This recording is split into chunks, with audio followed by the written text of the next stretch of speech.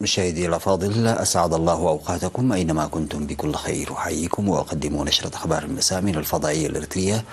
السيد لعب العناوين. رئيس أفورقي يتوجه إلى كينيا للمشاركة في مؤتمر المناخ الإفريقي. قناة الحدث تكثيف الاتهامات الملفقة. دورة تدريبية لإنتاج الغذاء الصحي في إقليم عنسبة.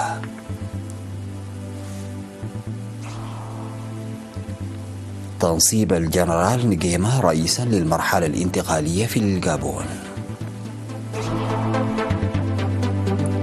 الرئيس التركي أردوغان يلتقي بوتين لبحث اتفاقية الحبوب. حالة تأهب قصوى وفوضى بسبب الأمطار في أسبانيا. السلام عليكم ورحمة الله. توجه الرئيس أفورقي صباح اليوم إلى كينيا بدعوة من الرئيس الكيني ويليام روتو للمشاركة في مؤتمر المناخ الإفريقي المنعقد من 4 حتى 6 سبتمبر. وكان في استقبال الرئيس أفورقي والوفد المرافق له لدى وصوله مطار جامو كينياتا الدولي وزير الخارجية الكيني ألفريد موتوها ووزير الأراضي زكريا جيرو وسفير إريتريا في كينيا السيد بيان روسوم. يشارك في المؤتمر المنعقد بتعاون الاتحاد الافريقي والحكومة الكينية رؤساء مختلف الدول الافريقية والمنظمات الاقليمية والدولية لبحث قضايا المناخ وتأثيرات التغير المناخي على مستوى الدول والقارة والعالم وسبل الحد منه. ويتوقع من المؤتمر الذي يعتبر الأول من نوعه خلق بيئة مناسبة للآراء الإفريقية المقدمة بشأن التغير المناخي. وسيلتقي الرئيس أفورقي على هامش المؤتمر برؤساء الدول والحكومات والمنظمات. يرافق الرئيس أفورقي في الزيارة وزير الشؤون الخارجية السيد عثمان صالح. بيان صحفي. الحدث تكثيف الاتهامات الملفقة. بثت قناة الحدث التلفزيونية السعودية اتهامات ملفقة ضد إريتريا في بثها بعد ظهر يوم 3 سبتمبر. وهذه ليست المرة الأولى التي تقوم فيها هذه القناة بنشر ادعاءات مشينة ضد إريتريا على لسان محللين غامضين، ولكن دون بذل أي قدر من الجهد للتأكد من صحة هذه التقارير.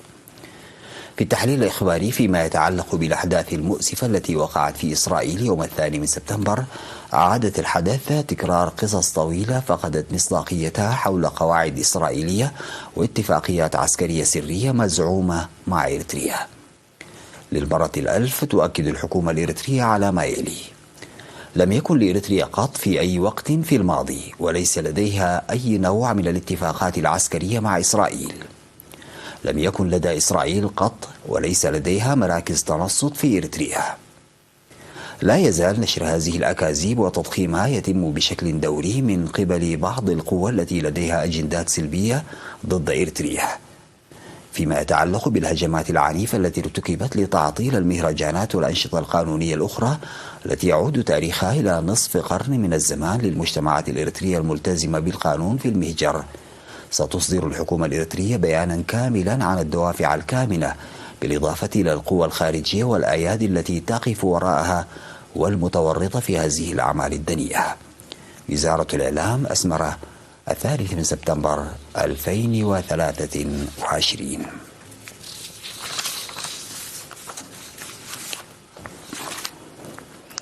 نظم مكتب وزارة الزراعة في إقليم عنسبة دورة تدريبية للمزارعين وشركاء العمل حول إنتاج الغذاء والعلف الحيواني. وأوضح مسؤول القوانين والرقابة في المكتب السيد دانيال محاري إن التدريب اشتمل على أساليب ضمان الغذاء للإنسان والحيوان وتنمية البذور المحسنة ومعرفة المبيدات المستخدمة في الزراعة ومراقبة الموارد الطبيعية. وقال إن دورات مساعدة لحماية الموارد الطبيعية وسلامة وجودة المنتجات الزراعية قد نظمت من قبل في مديريات عتك اليزان وعيلة براد وحمل مالو وكرن، وتنظم حاليا في حقات.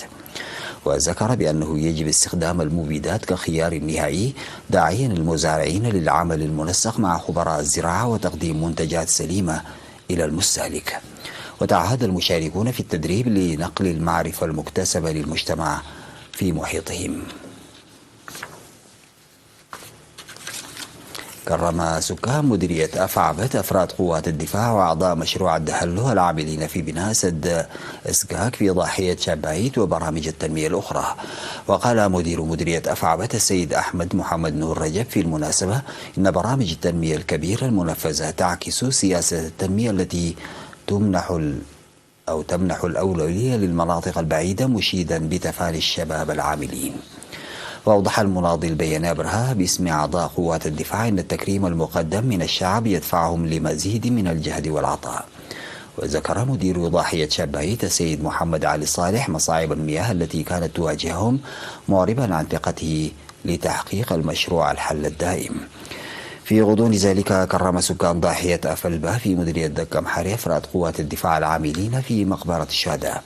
وأوضح مدير مديرية دكة محري السيد يماني أبرة ومدير ضاحية أفلبة السيد يوردانوس كبرى في حفل التكريم بأن التكريم للعمل الجاري لبناء مقبرة الشهداء بتعاون القيادة الوسطى وإدارة المديرية تعبير عن الشكر والامتنان ولا يضاهي الجهد المبذول. وأشاد قائد اللواء 39 النقيب يوهنس كبر كريستوس بالرعاية والتعاون المقدم لهم من الشعب. دعا قائد شرطة الإقليم الأوسط المقدم قرماي قبر ميكائيل في الاجتماع الذي عقده ل2000 من سكان مديريتي قجرة وغدايف في 3 سبتمبر، دعا لتعزيز تعاون الشعب مع الشرطة لمكافحة الجريمة. وقدم تفصيلا عن تقرير النصف الأول من السنة موضحا كشف 126 مجرما بتعاون الشعب، مناشدا لتقوية الدور الواعي للشعب لضمان إنجاح مهام الشرطة لتأمين سلامة المجتمع.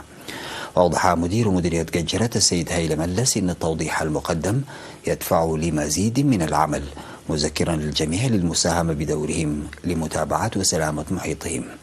ودعا الاجتماع لفرض عقوبات مشددة على منفذي الجرائم المتكررة وإبداء الاهتمام بالسائقين غير المسؤولين.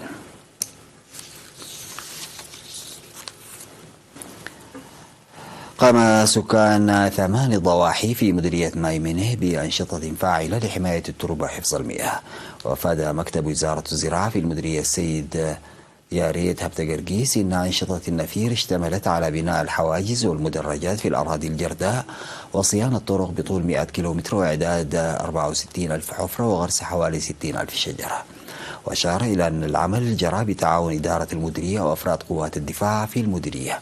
وأشاد مدير ضاحية مقابر عبلة بمديرة ضاحية شمتومبوسا السيد أبرهة برهة بالمشاركة الواعية للشعب في النفير، موضحين وجود برنامج لتنفيذه مستقبلا قبل حلول موسم الخريف. وعرب خبراء الزراعة توقعهم لمساهمة النفير في استقرار البيئة وانجراف التربة ورفع الإنتاج الزراعي، مشيدين بالمشاركة الشعبية.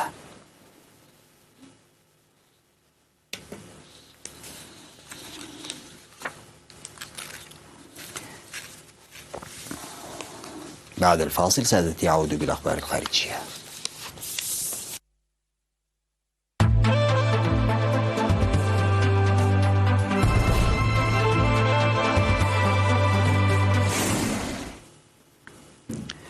أدى الجنرال بريس أوليغي نغوما اليمين الدستوري باعتباره رئيسا للمرحلة الانتقالية في الغابون بعد الإطاحة بالرئيس المنتخب علي بونغو في انقلاب عسكري.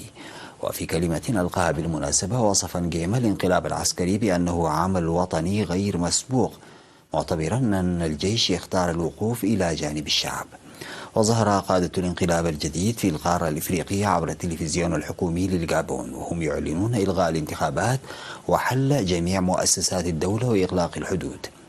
وتأتي محاولة الانقلاب في الغابون ساعات بعد تأكيد مركز الانتخابات في البلاد أن بونغو قد فاز رسميا بولاية رئاسية ثالثة بعد حصوله على 64.27% من أصوات الناخبين.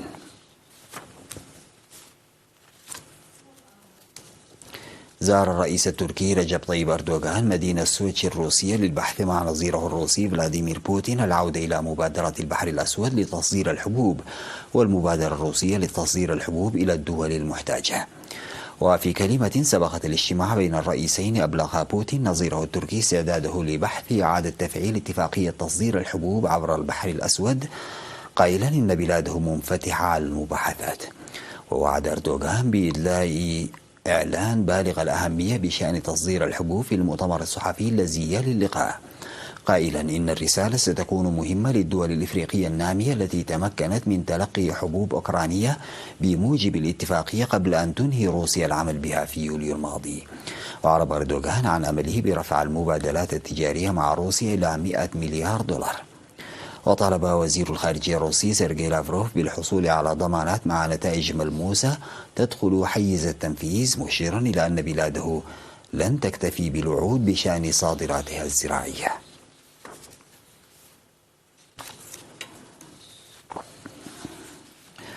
أمرت السلطات الإسبانية نحو 10,000 شخص في بلدة الكانار بشمال شرقي إسبانيا بعدم مغادرة منازلهم بسبب المخاطر التي تشكلها العواصف العاتية التي تتحرك في المنطقة، بينما وضعت الوكالة الوطنية للأرصاد الجوية العاصمة مدريد ومواقع أخرى تحت حالة التأهب القصوى. وأعلنت خدمات الطوارئ أنه تم منع سكان بلدة الكانار بإقليم كاتالونيا بعدم الخروج حتى إشعار آخر بسبب خطر حدوث فيضانات جراء العواصف التي تضرب البلاد. وخلال 24 ساعة في نهاية الأسبوع الحالي هطلت أمطار غزيرة بلغت 215 مليمترا لكل متر مربع في بلدة الكانار. وقالت شركة رينفي الإسبانية للسكك الحديدية أنه تم تعليق خدمات القطارات بين فالنسيا وبرشلونة بسبب الأمطار الغزيرة.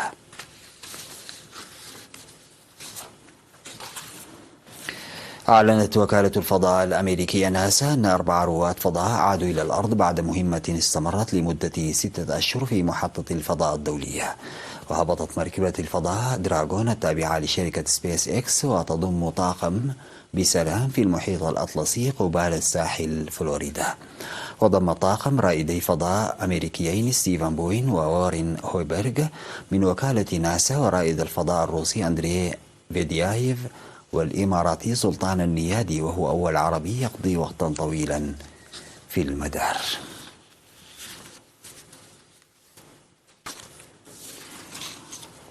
ختاما لنشرة الأخبار أذكر بالعناوين.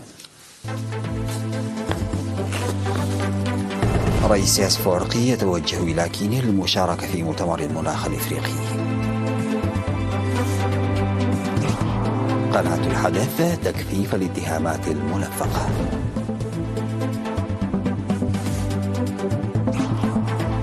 دورة تدريبية لإنتاج الغذاء الصحي في إقليم عنسبة.